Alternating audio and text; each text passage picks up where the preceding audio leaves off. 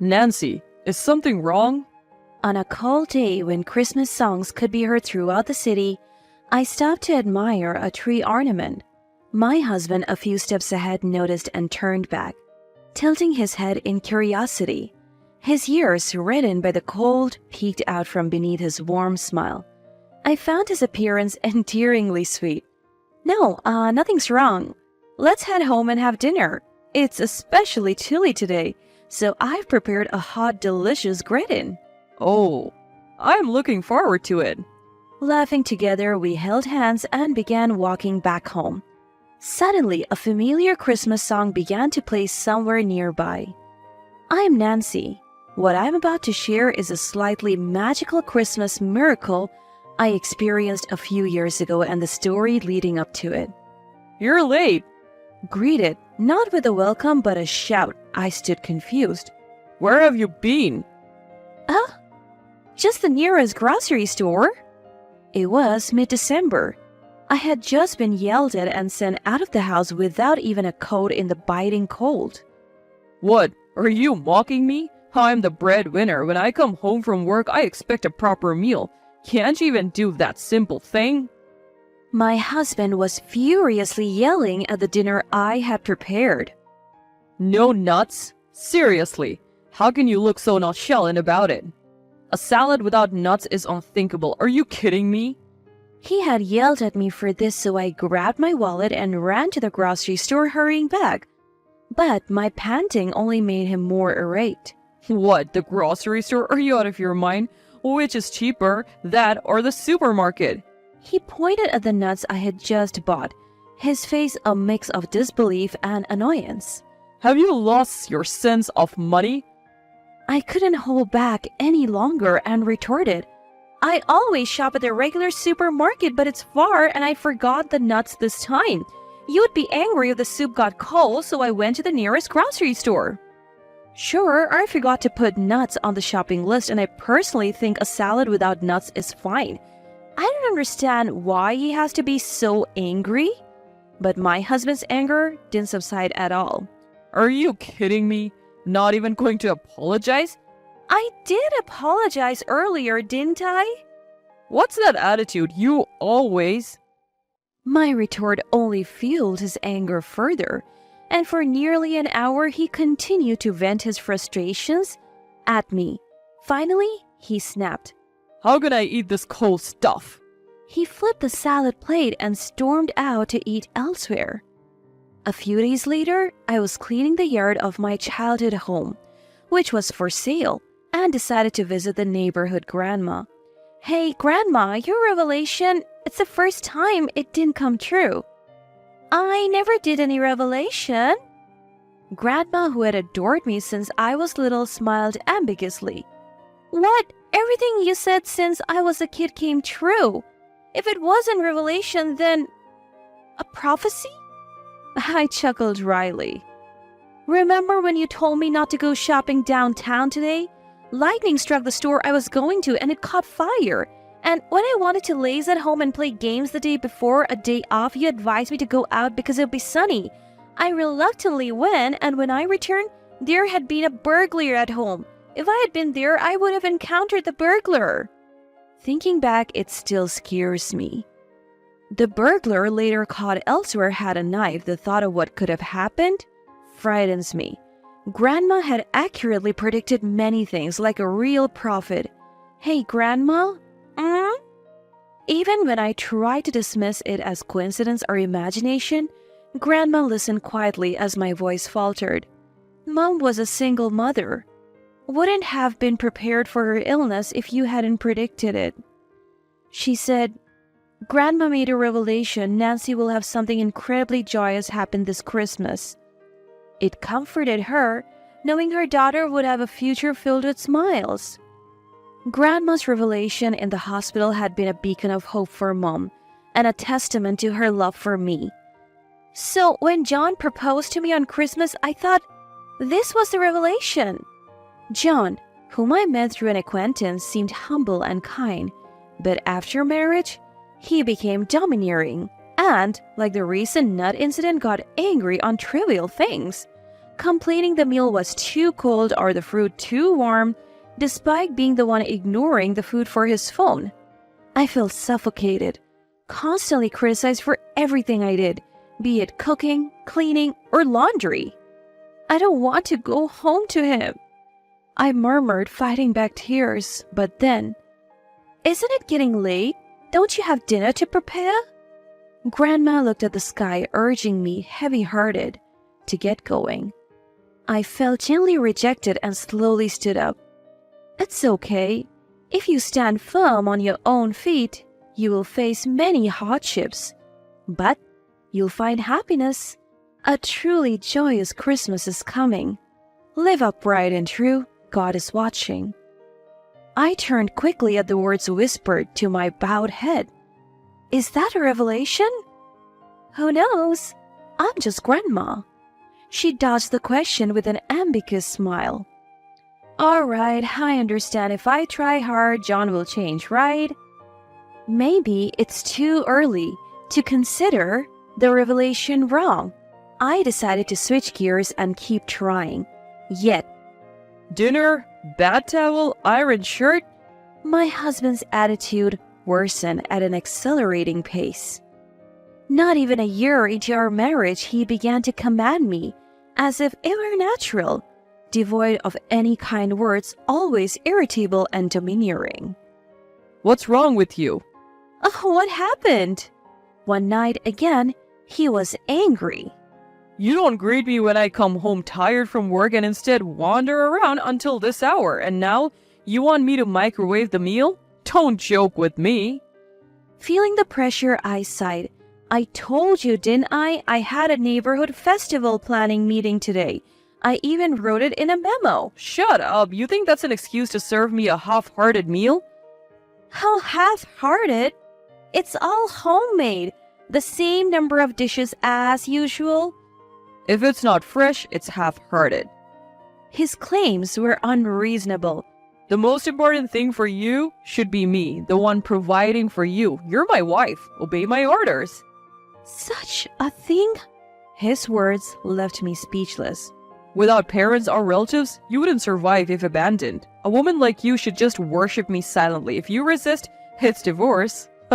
He sneered at me, seemingly revealing his stress by subjugating me. But the bath towel? I wanted to scream, I can't stand this anymore. But that would worsen his mood. That night, amidst the snow and rain, with nowhere to go, I reluctantly prepared the bath towel for him. After days like this, I collapsed from severe abdominal pain while shopping at the supermarket and was rushed to the hospital by ambulance. Hearing the doctor's explanation, my vision blurred. The disease is transmitted to sexual contact. Both you and your husband need treatment. You didn't notice it because there were no symptoms. Given the progression, surgery is necessary, and unfortunately, it's very unlikely that you will be able to have children in the future. The doctor, compassionate yet direct, left and my husband hurried after him. Can't have a baby? Repeating the harsh reality, I felt despair. I need to hear more from the doctor. With unsteady legs, I followed the doctor and my husband. Doctor? John? But what I overheard stopped me cold. So everyone I've been involved with needs to be tested? Yes. Without simultaneous treatment, the infection will just recur. Will they know what the test is for? Yes. He was quick to seek treatment for himself, but not a word of concern for me. And my baby? For me, an orphan, a new family was a cherished dream. A husband, children, a happy home filled with laughter. Tears fell heavily onto the smiling photo of my mother. I clutched in my hands. Mom? Unable to hold back, my voice broke through, mingled with tears, as I covered my mouth. Then, what are you lazing around for? You haven't prepared dinner or a shower.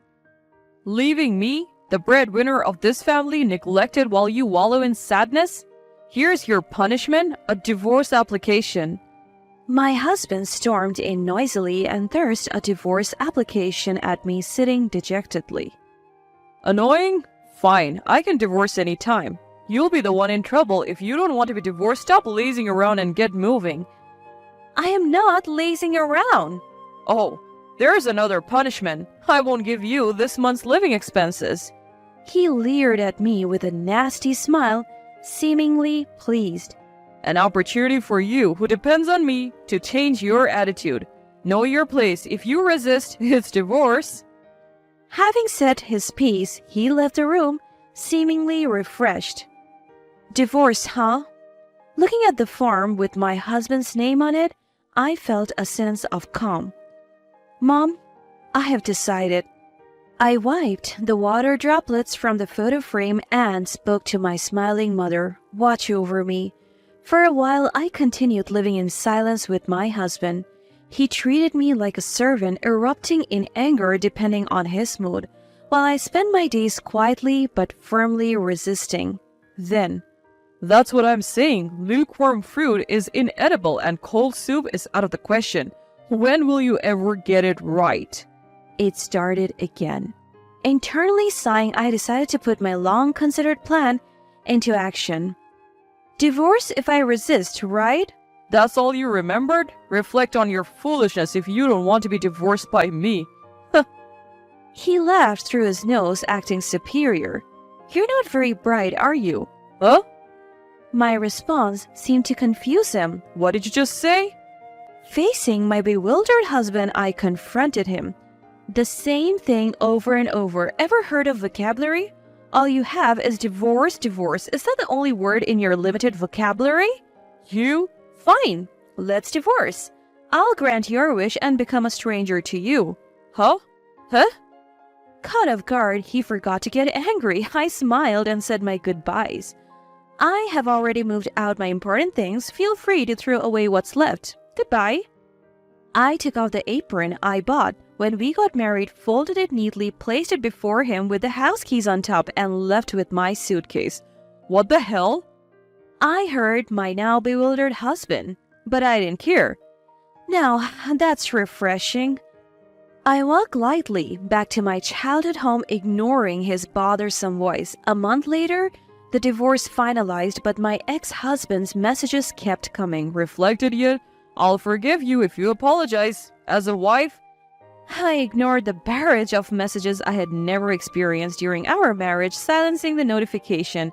But his persistence led me to meet him one last time at his parents' house. Why are you ignoring me? Perhaps avoiding harsh words due to his parents' presence, my ex-husband spoke with a facade of civility. You never replied to my messages. Oh, those? Turned off the notifications. Huh? Too persistent. I am persistent? Yes. So, what do you want with a stranger? You... As I replied nonchalantly, his face gradually reddened with anger. What's that attitude? My parents are here. What do you mean by... sorry. Finally, he raised his voice, but noticing his parents' disapproving looks, he apologized for the first time in our marriage. I managed to suppress my urge to mock him as he apologized. Wow, you can apologize? That's amazing. Continuing the conversation, I asked, so what do you want with your ex-wife after the divorce? Despite the presence of his parents, my ex-husband seemed puzzled by my relaxed demeanor, but got to the point. Hold on. Aren't you suffering after divorcing me? How are you managing to live now? He feigned concern despite never once visiting my family home. I'm saying if you want, we can reconcile. You must be happy, right? As if? What's he thinking? I nearly burst out laughing. I am neither happy nor struggling. I earn enough for myself, plus the living allowance you give was just $250 a month, remember? It was never enough to sustain life. Actually, I think you're the one struggling without someone to do the housework. I have been much more comfortable since I became single. Reconciling makes no sense to me. My response visibly rattled him. Huh? But you were supposed to be a housewife. I mean, discussing such precise amounts isn't appropriate here, right? My ex-husband stammered, constantly glancing at his parents. John, you're not a little boy caught doing mischief. Calm down. And no use pretending. I know all your secrets. What? I silenced him by revealing my secrets. You're mistaken.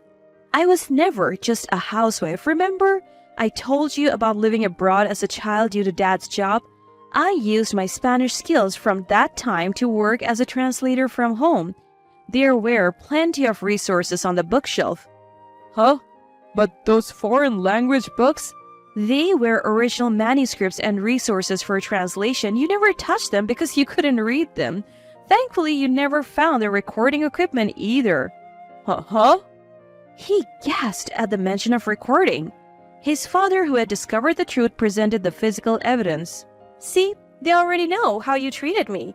Your parents apologized, crying. They said they were sorry for raising a son who could do such terrible things. As he tried to escape the awkwardness, his mother made him sit back down. I then pulled out a document I had prepared. This is the copy of the divorce application I filed. I made sure the part with a sticky note was visible to my ex-husband. What? You know about this, right? No way! His trembling was understandable. I was pointing to the witness section where a name well known to my ex-husband was written. There weren't enough spaces in the form, were there? After all, you had more than 2 affairs, right? Wait a minute. No way I'm waiting. Before I could strike the final blow, a resentful voice spoke up. John, you hid the disease from us, didn't you? And all of us were only involved with you, which means you brought it from somewhere else, right? Oh no. And what do you mean I was just an affair? You said we would get married someday. That's something only a single man should say. Oh. We saw how you treated your wife, not just us. You're a woman's enemy, humanity's enemy, the worst kind of person. Oh. Surrounded by the woman he had affairs with, my ex-husband was paralyzed with shock. His parents sighed deeply at their son's actions. Yes, I had secretly contacted my ex-husband's mistresses, whom I discovered through a private investigator. I spilled everything to his parents, and that led to this moment. Just give up. Oh my God. Following a strong request from his parents saying their son needed to reflect, the mistresses and I demanded compensation from him. Moreover, his employer, a friend of my ex-mother-in-law, arranged for the payments to be deducted from his salary, ensuring he couldn't escape. Forcibly returned to his parents' home, my ex-husband, under their strict supervision, would be burdened with paying compensation for a long time. 6 years later. Nancy, is something wrong? It was a cold day with Christmas songs playing all around town. When I stopped to admire a tree decoration, my husband, who had walked ahead, turned back and tilted his head, his ears red from the cold. Our young daughter, held in his arm, also had rosy cheeks. Oh, how adorable, I thought, cherishing them deeply. Grandma's revelation was really something, I murmured softly. My current husband is actually the brother of one of my ex-husband's mistresses. We got along strangely well with those women and kept in touch. He was the one who comforted me when I was down. It's a truly bizarre story. If I hadn't married my ex-husband, I probably would never have met my current husband. It seems that hardships do lead to happiness, just as Grandma's revelation said. Moreover, after getting together with him, we even had a baby, despite being told it was highly unlikely. I remember being informed of my pregnancy at the emergency hospital one Christmas when I felt ill. My husband and I jumped for joy. And the nurse, although pleased, chided us to keep calm because of my condition. It's a real Christmas miracle. I think about this deeply every season. Despite being hurt a lot because of my ex-husband, now I am this happy. Mom! Pulled from my thoughts by my daughter, who left my husband's arms to cling to me, I returned to the present. It's nothing. Let's head home and have dinner. It's particularly cold, so I've prepared a delicious hot gratin. Oh, can't wait. Yay! Laughing together, the three of us held hands and walked back home. Somewhere nearby, a familiar Christmas song started playing again.